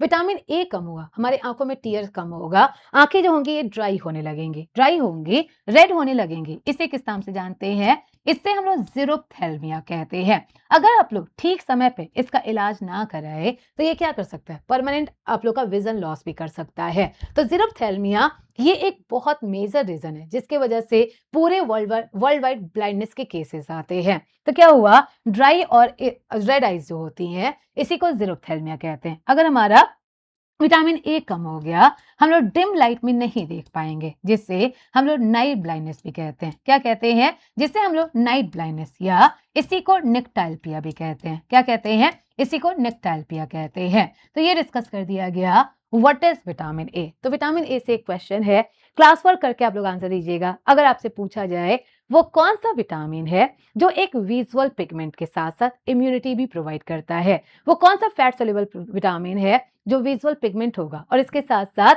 हमें इम्यूनिटी भी प्रोवाइड करेगा। तो you can say that it's vitamin A. Vitamin A visual pigment है, मतलब ये हमें डिम लाइट में दिखाने में हेल्प करता है और इसके साथ साथ ये डब्ल्यूबीसी का फॉर्मेशन करके इम्यूनिटी भी प्रोवाइड करता है। तो ये डिस्कस कर दिया गया व्हाट इज विटामिन ए। अब आता है एक क्वेश्चन, क्या है, the deficiency of which vitamin can lead to night blindness. वो कौन सा विटामिन है जिसकी कमी से हमें नाइट ब्लाइंडनेस होता है। जी बिल्कुल, ये हमारा विटामिन ए है। कौन सा विटामिन है, ये हमारा विटामिन ए है। अब आता है नेक्स्ट, और नेक्स्ट है विटामिन डी। विटामिन डी ये भी एक फैट सोल्यूबल विटामिन होता है। विटामिन डी को हम लोग केमिकली किस नाम से जानते हैं, इसे हम लोग कैल्सीफेरॉल कहते हैं। क्या कहते हैं, इसे हम लोग कैल्सीफेरॉल कहते हैं। तो देखिए विटामिन डी का मेन फंक्शन क्या है, तो ये हमारे हड्डियों में कैल्शियम को एब्सॉर्ब करता है। इसका मेन काम क्या हुआ, it helps in the absorption of calcium, absorption of calcium from blood. ये ब्लड से कैल्शियम को एब्सॉर्ब करेगा, उसे पहुंचाएगा कहाँ, बोन्स और टिथ तक पहुंचाएगा। तो जब ये बोन्स और टिथ तक पहुंचाता है, ये हमारे बोन्स और टिथ को रिजिडिटी प्रोवाइड करता है, उसे मजबूती प्रोवाइड करता है। तो देखिए what is the main source of vitamin D. Vitamin D का मेन सोर्स क्या हो सकता है, यू ऑल नो दैट जो सनलाइट होता है, सनलाइट विटामिन डी का सबसे अच्छा सोर्स है, इसीलिए विटामिन डी को हम लोग सनशाइन विटामिन भी कहते हैं। तो देखिए सनलाइट में जो यूवी रेज होता है ना, जब ये यूवी रेज हमारे स्किन पे पड़ता है, किस पे पड़ेगा, ये हमारे स्किन पे पड़ता है। हमारे स्किन में एक फैट होता है, कौन सा, आप लोग का क्या, आप लोग का 25 हाइड्रोक्सी कोलेस्ट्रॉल, सिंपली मान लीजिए यहाँ पे एक फैट होता है जिसे हम लोग कोलेस्ट्रॉल कह देंगे। तो ये यूवी रेज हमारे जो स्किन में फैट है उससे रिएक्शन करेगा, उससे रिएक्शन करके ये फॉर्मेशन किसका करता है, ये हमारे विटामिन डी3 का फॉर्मेशन करता है। किसका, विटामिन डी3, जिसे हम लोग कोल कैल्सीफेरॉल भी कहते हैं। क्या कहते हैं, जिसे हम लोग कोल कैल्सीफेरॉल भी कहते हैं। तो आप लोग देख रहे हैं स्किन में यूवी रेस कोलेस्ट्रॉल से रिएक्शन किया और ये विटामिन D3 कोलकैल्सिफेरॉल का फॉर्मेशन किया। ये कैसा होता है? ये हमारा डीएक्टिव विटामिन होता है। ये कैसा होता है? ये हमारा डीएक्टिव फॉर्म ऑफ विटामिन है। जब ये कोलकैल्सिफेरॉल आप लोग के लिवर में पहुंचता है, किडनी में पहुंचता है, ये एक्टिव होता है और एक्टिव होकर ये फॉर्मेशन किसका करेगा? ये विटामिन डी का फॉर्मेशन करेगा। तो जो भी कोलकैल्सिफेरॉल है, जो विटामिन D3 है, ये विटामिन D3 हमारे लिवर और किडनी में पहुंचता है और ये एक्टिव होगा। फाइनली किसका फॉर्मेशन करेगा? कैल्सिफेरॉल का फॉर्मेशन करेगा। तो आपसे पूछा जाए वो कौन सा विटामिन है जो हमारे लिवर और किडनी में सिंथेसाइज होता है? यू ऑल नो दैट ये हमारा विटामिन डी हो जाएगा। तो विटामिन डी का हमने फंक्शन डिस्कस कर दिया, इसका सबसे मेन सोर्स हमने डिस्कस कर दिया। क्या होता है? ये हमारा सनलाइट है। इसके अलावा इसके और सोर्स क्या हो सकते हैं? तो जो भी डेयरी प्रोडक्ट होता है, जो भी मिल्क प्रोडक्ट होता है, एग हो गया, ये सब किसके सोर्स हैं? ये सब विटामिन डी के। इसके अलावा जो होल ग्रेन्स होता है, जो अनाज होता है, ये भी हमारे विटामिन डी का सोर्स होता है। तो इसकी कमी से क्या होगा? जब भी हमारे बॉडी में विटामिन डी की कमी हो जाती है, हमारी हड्डियां क्या होंगी? हड्डियां कमजोर हो जाती हैं। हड्डियां कमजोर होने की वजह से एडल्ट में कुछ बीमारी होती है, कुछ बच्चों में बीमारी होती है। तो देखिए, रिकेट्स बच्चों में क्या होगा? तो बच्चों में रिकेट्स होता है। बच्चों में रिकेट्स होगा जिसकी वजह से इनका बोन काफी सॉफ्ट हो जाता है, वीक हो जाता है, जिसकी वजह से जो बोन क्या हो सकता है? बोर्ड लेग हो सकता है, आपका नॉक नहीं हो सकता है। क्या क्या हो सकता है? बोर्ड लेग या नॉक नहीं हो सकता है। जैसे आपने देखा होगा मैक्सिमम जो टॉडलर्स होते हैं ना, उनके जो घुटने होते हैं काफी क्लोज होते हैं। ऐसा क्यों? तो जो मदर मिल्क होता है, मदर मिल्क में विटामिन डी नहीं होता है। इसलिए जो डॉक्टर है वो सजेस्ट करते हैं 2 से 3 साल तक जो भी बच्चे हैं उन्हें विटामिन डी का ड्रॉप देना है, पर मैक्सिमम मदर इसे इग्नोर कर देती हैं और वो विटामिन डी का ड्रॉप नहीं देती हैं, जिसकी वजह से बच्चों का जो बोन्स है, बोन्स वीक होने लगते हैं। और जब वीक होंगे, जैसे ही वो चलेंगे, पूरी बॉडी का वेट उनके पैरों पे आएगा। पैर क्या होगा? मुड़ना शुरू होंगे और मुड़ने की वजह से पैरों में 2 तरह के डिफॉर्मेशन आ सकता है। कौन-कौन सा डिफॉर्मेशन आ सकता है? तो आप लोग देखिए, ये हमारा नॉर्मल पैर है, जिसमें पैर बिल्कुल सीधे होते हैं।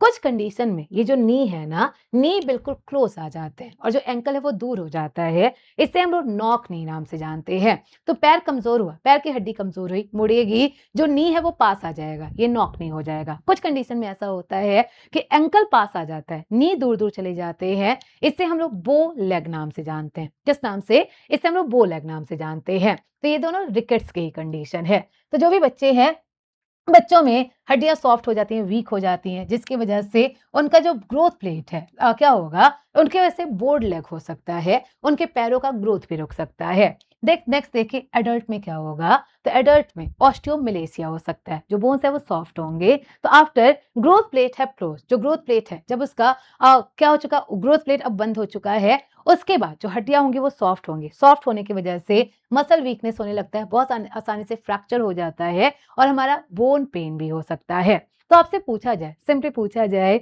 रिकेट्स किसकी वजह से होता है? रिकेट्स कौन सी विटामिन की कमी से होता है? यू ऑल नो दैट ये विटामिन डी की कमी से होता है। या फिर पूछा जाए बो लेग नॉक नी, ये किसकी कमी से होगा? तो ये भी विटामिन डी की कमी से होता है।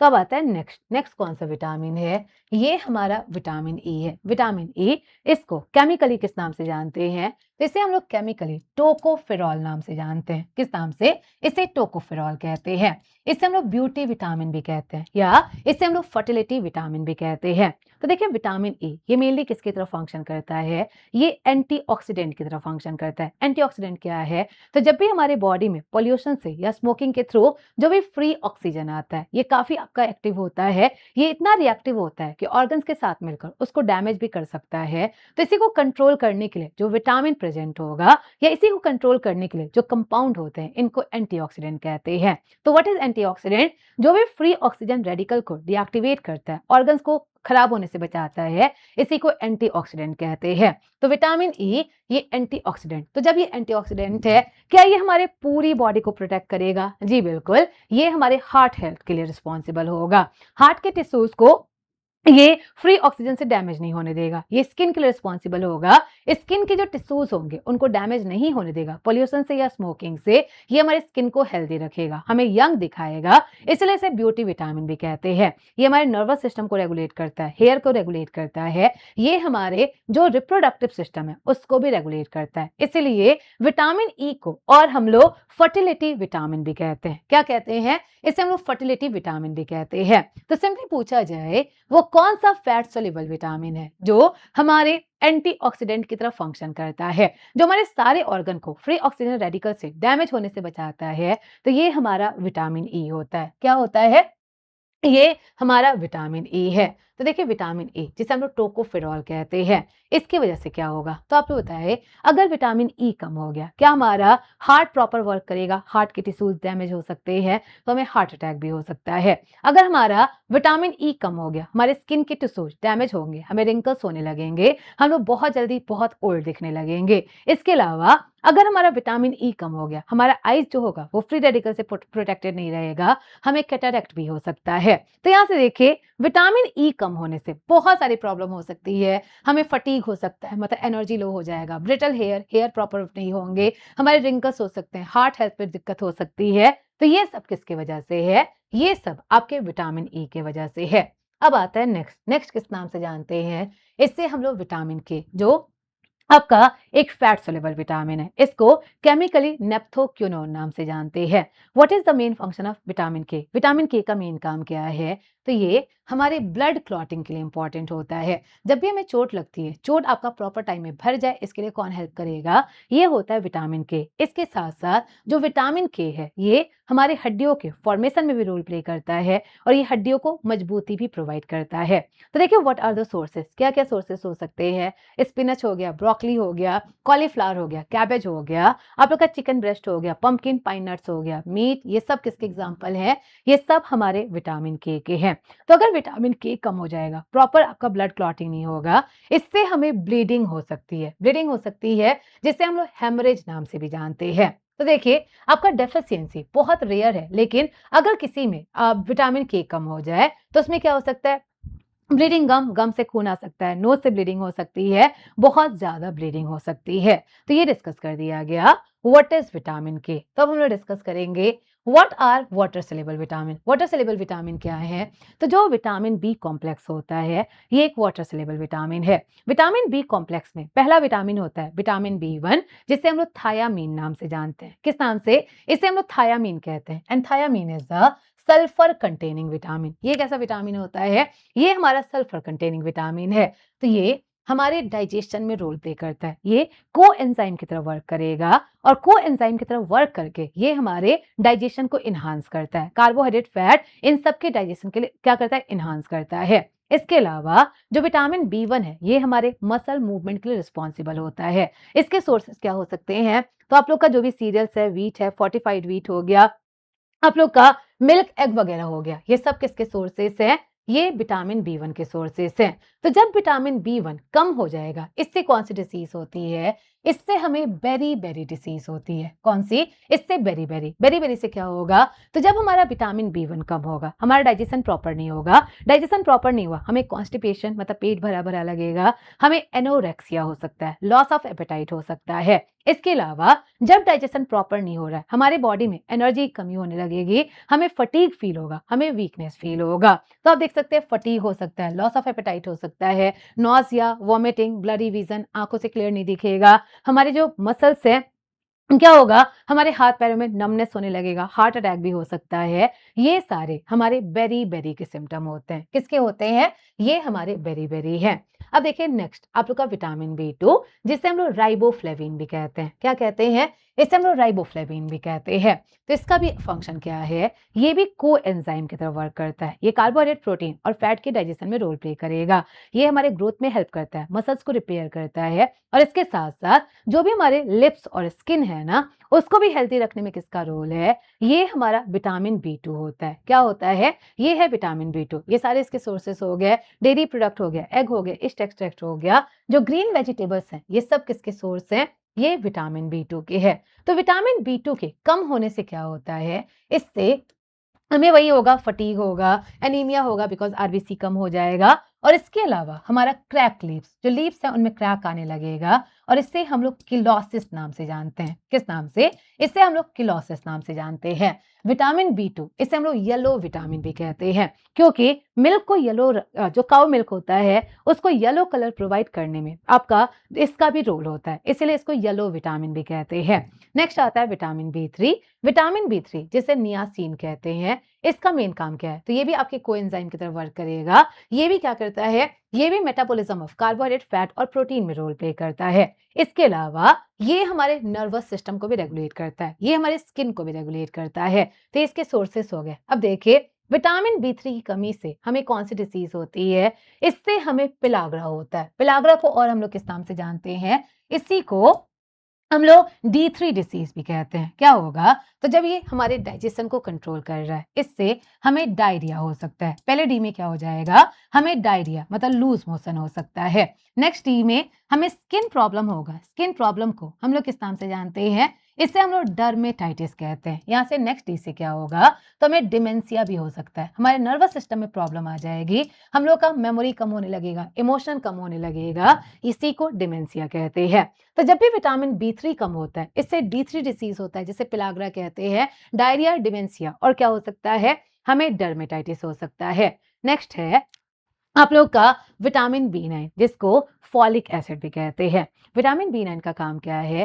तो ये आरबीसी का फॉर्मेशन करता है। आरबीसी का फॉर्मेशन करता है, और जो भी प्रेग्नेंट फीमेल होती है उनको फॉलिक एसिड लेना बहुत जरूरी होता है। Why it is so? क्योंकि उनकी बॉडी में जो एम्ब्रियो पल रहा होता है, फीटस पल रहा होता है, उसके ब्रेन डेवलपमेंट के लिए भी फॉलिक एसिड बहुत जरूरी होता है। तो फॉलिक एसिड का काम क्या है? ये ब्लड का फॉर्मेशन करेगा, और इसके साथ साथ जो भी फीटस होते हैं उनमें ब्रेन का डेवलपमेंट करता है। इसके अलावा जो भी न्यूरल ट्यूब डिफेक्ट होता है, मतलब जो भी बच्चों में न्यूरल ट्यूब बनता है, इसको भी कम होने से, डिफेक्ट को कौन करता है? ये हमारा फॉलिक एसिड करता है। तो फॉलिक एसिड के सोर्स क्या क्या है? पोटैटो हो गया, ब्रेड हो गया, मिल्क हो गया, नट्स हो गया। इसके अलावा जो ग्रीन लीफी वेजिटेबल्स होते हैं ये भी, और फोर्टिफाइड सीरियल्स, ये सब किसके एग्जाम्पल होते हैं? ये सब फॉलिक एसिड के हैं। तो देखिए, फॉलिक एसिड के कम होने से क्या हो जाएगा? तो जब भी फॉलिक एसिड कम होगा, हमारी बॉडी में आरबीसी कम हो जाएगा, और जो आरबीसी रहते भी है उनका साइज बढ़ जाता है। इसीलिए हम लोग कहते हैं जब भी हमारा फॉलिक एसिड कम होगा, इससे मिगैलो ब्लास्टिक एनीमिया होता है। क्या होता है? इससे मिगैलो ब्लास्टिक एनीमिया होता है। इसके अलावा अगर प्रेग्नेंट फीमेल में क्या हो जाए? फॉलिक एसिड कम हो जाए, तो न्यूरल ट्यूब डिफेक्ट आ सकता है, जिसके वजह से जो बच्चे हैं उनका ब्रेन प्रॉपर डेवलप नहीं होगा, ब्रेन प्रॉपर डेवलप नहीं होगा। तो यहाँ पे देखिए, फॉलिक एसिड अगर कोई फीमेल कंसीव करना चाहती है, ऐसा बोला जाता है कि 3 महीने पहले से फॉलिक एसिड लेना शुरू कर देना चाहिए, और through out the pregnancy folic acid लेना चाहिए, सो दैट बच्चों में कोई न्यूरल डिफेक्ट ना आए, उनमें कोई ब्रेन का प्रॉब्लम ना आए। तो ये डिस्कस कर दिया गया विटामिन B9। प्लीज याद रखिएगा, विटामिन B9 ये एक आयरन कंटेनिंग विटामिन होता है। It contains iron, so that ये आरबीसी फॉर्मेशन में रोल प्ले करता है। अब देखिए, नेक्स्ट विटामिन कौन सा है? ये होता है विटामिन B5। विटामिन B5 को हम लोग पेंटोथेनिक एसिड कहते हैं। क्या कहते हैं? Pantothenic acid. इसका काम क्या है? तो ये मेनली रिप्रोडक्शन को रेगुलेट करता है। इसके अलावा ये हमारे हेयर को भी रेगुलेट करता है। तो जब विटामिन B5 कम हो जाता है, इससे हमारा ग्रेइंग ऑफ हेयर हो सकता है, बाल सफेद हो सकते हैं, या फर्टिलिटी में भी प्रॉब्लम आ सकती है। तो ये डिस्कस कर दिया गया विटामिन B5। नेक्स्ट कौन सा है? ये होता है हमारा विटामिन B6। विटामिन B6 को हम लोग पायरिडॉक्सिन कहते हैं। क्या कहते हैं? इसे हम लोग पायरिडॉक्सिन कहते हैं। इसकी कमी से भी एनीमिया होता है। क्या होता है? इसकी कमी से भी एनीमिया होता है। नेक्स्ट जो विटामिन है, ये हमारा विटामिन B7 होता है। विटामिन B7 का पुराना नाम था विटामिन H, और इससे हम लोग बायोटीन नाम से भी जानते हैं। क्या कहते हैं? इसे बायोटीन नाम से भी जानते हैं। तो आजकल बायोटीन बहुत फेमस है। अगर विटामिन B7 कम हो जाए, हमारा हेयर फॉल बहुत ज्यादा होता है, और विटामिन B7 की कमी से हमें डर्मेटाइटिस भी हो सकता है, हमें स्किन प्रॉब्लम भी हो सकता है। नेक्स्ट है आप लोग का vitamin B12। It's an important vitamin. ये एक इम्पॉर्टेंट विटामिन है। ये क्या होता है? तो इसका जो केमिकल नेम होता है, ये होता है साइनोकोबालामीन। क्या होता है? ये होता है साइनोकोबालामीन, और it's a cobalt containing vitamin. ये कैसा होता है? कोबाल्ट कंटेनिंग विटामिन होता है। जो विटामिन B12 है, सबसे पहले आपको पता होना चाहिए, ये हमारे लार्ज इंटेस्टाइन में फॉर्म हो सकता है, लार्ज इंटेस्टाइन में हमारा B12 फॉर्म हो सकता है। इसके अलावा जो विटामिन B12 है ना, ये मेनली एनिमल प्रोडक्ट से मिलते हैं। जो प्लांट प्रोडक्ट है उसमें विटामिन B12 काफी कम होता है। मेनली ये किससे मिलेगा? मेनली ये एनिमल प्रोडक्ट से मिलता है। अगर विटामिन B12 कम हो जाए, यहाँ से पर्नीशियस एनीमिया होता है। क्या होता है? तो जब भी विटामिन B12 कम होगा, इससे पर्नीशियस एनीमिया होता है। पर्नीशियस एनीमिया हमारे मेगैलोब्लास्टिक एनीमिया का ही एक टाइप होता है। तो आपसे पूछा जाए मेगैलोब्लास्टिक एनीमिया ये किसकी कमी से होगा? तो मेगैलोब्लास्टिक विटामिन B9 की कमी से होता है। पहले आपका विटामिन B12 की कमी से क्या हो गया? आपका पर्नीशियस एनीमिया हो जाएगा। तो लास्ट डिस्कस करें, ये है विटामिन सी। विटामिन सी जिसे हम लोग एस्कॉर्बिक एसिड भी कहते हैं, ये भी हमारा एक वाटर सोल्यूबल विटामिन है। इसके बहुत सारे रोल होते हैं। विटामिन सी के बहुत सारे रोल है। क्या क्या रोल है? तो सबसे पहला, ये हमारे एंटीऑक्सीडेंट की तरह रोल प्ले करता है। मतलब ये भी फ्री ऑक्सीजन को डीएक्टिवेट करके हमारे टिश्यूज को बचाता है, इसलिए एंटीऑक्सीडेंट की तरह रोल प्ले करता है। इसका अगला फंक्शन, तो ये हमारा एक प्रोटीन कोलेजन प्रोटीन का फॉर्मेशन करता है। क्या करता है? ये कोलेजन प्रोटीन का फॉर्मेशन करता है, जो हमारे स्किन को रिपेयर करने में रोल प्ले करता है। तो अब से पूछा जाए वाउंड हीलिंग में कौन से विटामिन का रोल होता है? सिंपली पूछा जाए वाउंड हीलिंग में कौन से विटामिन का रोल होता है? तो is there any difference between blood clotting and wound healing? जी बिल्कुल। ब्लड क्लॉटिंग क्या है?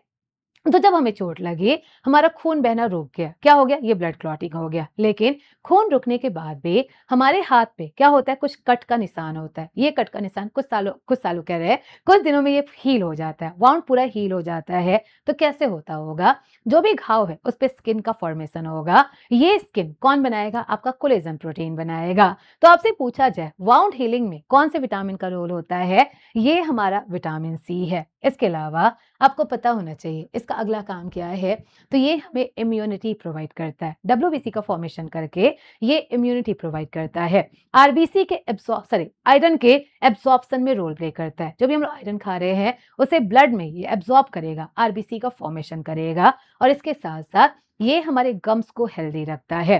तो देखिए व्हाट आर द सोर्सेज? जो भी सिट्रस फ्रूट होते हैं, जो भी खट्टे फल होते हैं, जैसे आपका कीवी हो गया, स्ट्रॉबेरी हो गया, इसके अलावा ऑरेंज हो गया, आंवला हो गया, लेमन हो गया, ये सब किसके अच्छे सोर्स हैं? ये विटामिन सी के। इसके साथ साथ जो ग्रीन चिली होता है ना, ये भी हमारे विटामिन सी के सोर्स है। विटामिन सी दूध में प्रेजेंट नहीं होता है, प्लीज याद रखिएगा। दूध को उबालते टाइम विटामिन सी क्या होता है? डिस्ट्रॉय हो जाता है। दूध में विटामिन सी प्रेजेंट नहीं होता है। जैसे ही हम लोग कोई भी खाना बनाना शुरू करेंगे, बहुत ज्यादा हाई टेम्परेचर हुआ, विटामिन सी डिस्ट्रॉय हो जाता है, विटामिन सी खत्म हो जाता है। इसलिए हमें कोशिश करना चाहिए कि विटामिन सी का जो सोर्स है हम लोग उसे कच्चा खाएं, रॉ खाएं। जैसे आंवला हम लोग कच्चा खाएं, ऑरेंज हम लोग कच्चा खाएं, उसे पकाकर नहीं खाना चाहिए। तो देखिए विटामिन सी, इसकी कमी से क्या होता है? इसकी कमी से हमें स्कर्वी होता है। स्कर्वी नाम का डिसीज होता है। और स्कर्वी में क्या होगा? तो हमारी इम्यूनिटी कम हो जाएगी, RBC कम होगा, एनीमिया होगा, हमें वीकनेस फील होगा। इसके अलावा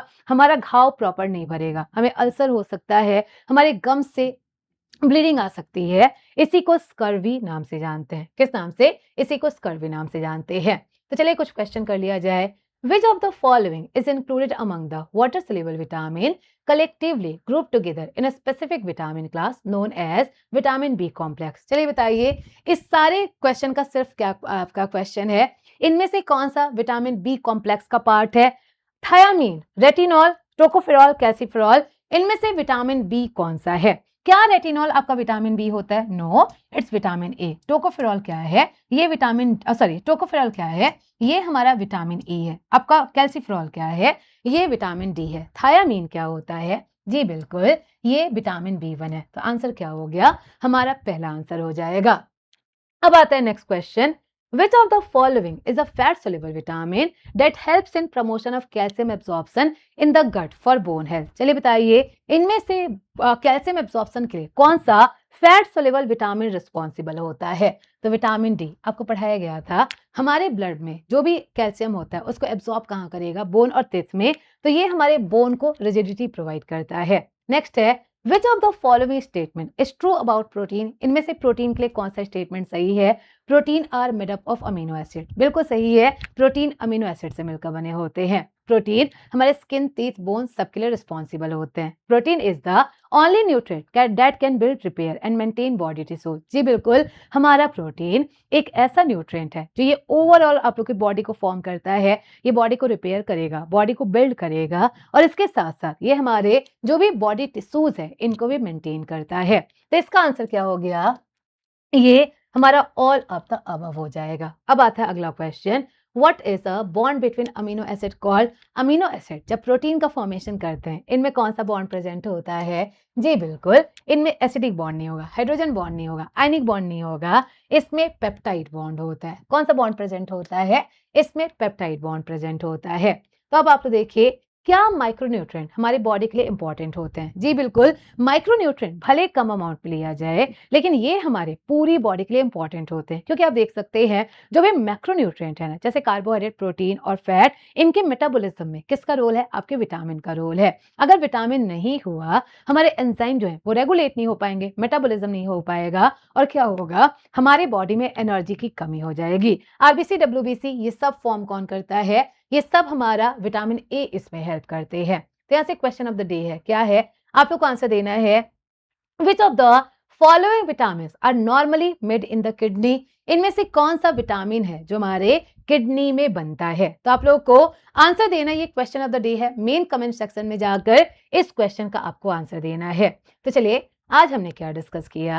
हमने डिस्कस किया ये प्रोटीन क्या होता है, कार्बोहाइड्रेट क्या होता है, फैट क्या होता है, प्रोटीन आप लोग का फंक्शन क्या करता है बॉडी में, फैट का फंक्शन क्या है, फैट कितने टाइप का होता है, mono unsaturated, poly unsaturated, saturated, trans fat, ये क्या होता है, सब कुछ हमने डिस्कस किया। और उसी के साथ साथ हमने विटामिन बताया। हमारी बॉडी में टोटल 13 विटामिन होते हैं, जिनमें से 9 वाटर सोल्यूबल है, आप लोग का 4 क्या है? ये हमारा फैट सोल्यूबल है। तो मिलते हैं अब हम लोग नेक्स्ट क्लास में, तब तक stay happy, stay healthy. Thank you so much class.